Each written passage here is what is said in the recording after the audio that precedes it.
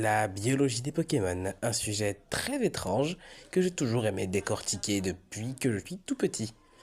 Pouvoir s'imaginer comment vit une espèce qui techniquement n'existe pas, comment elle chasse, comment elle fuit ses prédateurs, comment elle mange, comment elle survit dans un environnement qui, de plus, n'existe pas forcément. Eh bien, ça, c'est quelque chose que nous allons voir tout de suite là maintenant, et qui de mieux pour ouvrir le bal que le premier Pokémon du Pokédex soit Bulbizarre. Peut-être, et je l'espère, que je ferai d'autres épisodes avec d'autres Pokémon. Je pense d'ailleurs que cela est fort possible et que cela viendra. Et je tiens d'ailleurs à préciser avant tout que les Pokémon avec qui on fera ça ne seront pas par ordre du numéro 1 jusqu'au dernier du Pokédex. Non seulement ça sera long, mais en plus, je ne pense pas forcément en avoir la capacité. Je ne suis pas quelqu'un de très ordonné. On va plutôt procéder par Pokémon au hasard. Et aujourd'hui, je voulais juste commencer par Bulbizarre pour la symbolique du premier Pokémon du Pokédex.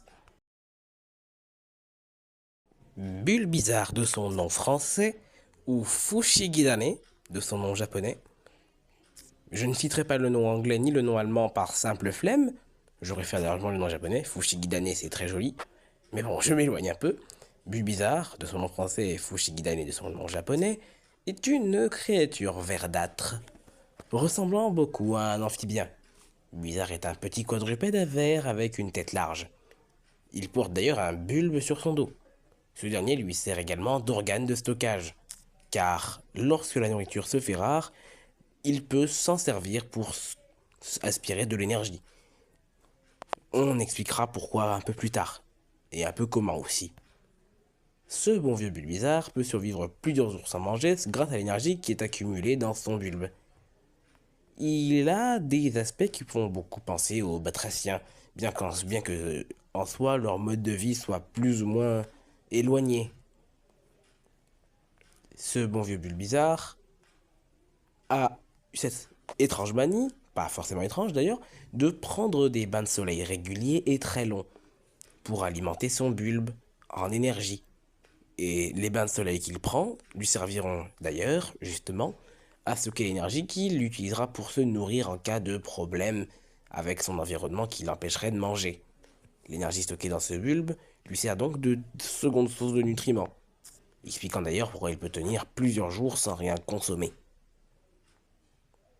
Cela dit, plus son bulbe absorbe de rayons du soleil et plus celui-ci grossit, ce qui n'est pas forcément très avantageux, car à force de grossir, son bulbe prend du poids, et cela commence à le gêner.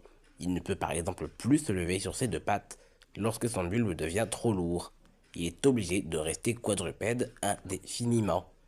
Mais justement, lorsque le bulbe de Bulbizarre sera trop grand et empêchera celui-ci de se dresser sur ses deux pattes arrière justement, cela signifiera que son évolution en herbizarre est proche, et donc qu'il approche d'une certaine maturité.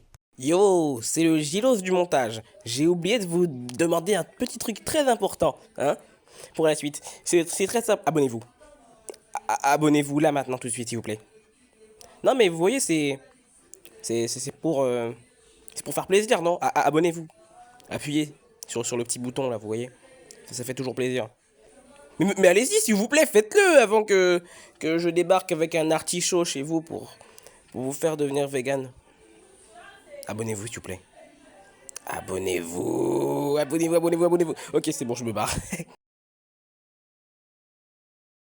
Son régime alimentaire n'est pas officiellement décrit, donc on n'est pas forcément sûr qu'il soit carnivore, herbivore, insectivore ou ceci, cela. Donc nous partirons du principe que celui-ci mange un peu de tout. Principalement des fruits, je pense. De l'herbe aussi, je suppose, hein. Il doit être plus frugivore qu'autre chose, car faut rappeler que dans l'univers de Pokémon, les baies sont quelque chose d'assez important, et dont une grosse majorité des Pokémon semblent se nourrir. Mais il faut pas non plus oublier qu'il y a des fruits normaux comme des pommes, du maïs, c'est pas un fruit peut-être, mais on s'en fout. Vous comprenez, en gros, il est capable de manger à peu près tout ce qu'un omnivore classique pourrait manger. Et bien que son apparence semble assez batracienne, il n'a pas les mêmes capacités qu'un batracien et donc il est très peu probable qu'il soit insectivore ou qu'il consomme beaucoup d'insectes. Quant à une potentielle apparence de carnivore, cela est très peu probable également. Il ne semble pas particulièrement spécialisé dans la capture d'une proie, bien qu'il soit doté de moyens d'attaque et de défense. Cela semble être plus pour se défendre des prédateurs et les joutes entre autres bulles bizarres, plutôt que pour attraper des proies. Surtout qu'il n'a pas les dents pour les consommer. Et il est très peu probable que celui-ci soit capable de gober comme le ferait un serpent. Donc, on va partir du principe que Bulbizarre est tout simplement un omnivore mangeur de plantes en principal, mais qui ne va pas dire non à un régime alimentaire un peu plus varié. Et pour finir, parlons de ses moyens de défense. Je précise que je n'évoquerai pas les capacités des Pokémon, ou du moins très peu, parce que là on est dans la pure spéculation biologique. Hein, donc les lance-soleil et compagnie, s'il faut les évoquer, ce sera uniquement dans ce cadre. On va pas citer son move-pool, quoi. En gros, ce bon vieux Bulbizarre dispose de deux fouet-lianes, enfin qui lui servent de principal moyen de défense.